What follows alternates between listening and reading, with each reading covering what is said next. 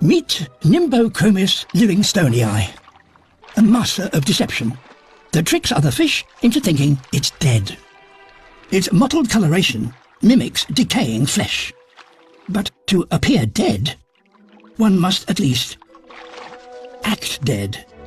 This juvenile is fooling no one. Perhaps faking his death will be more believable.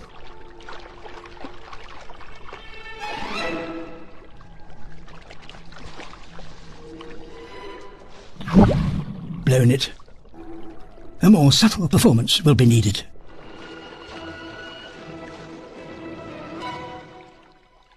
This is more convincing.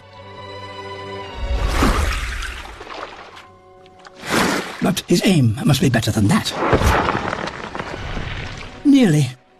It seems he's overstayed his welcome.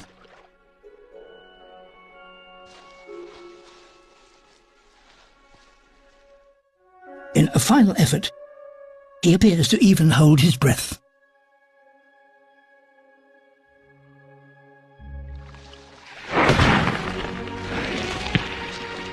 Success at last.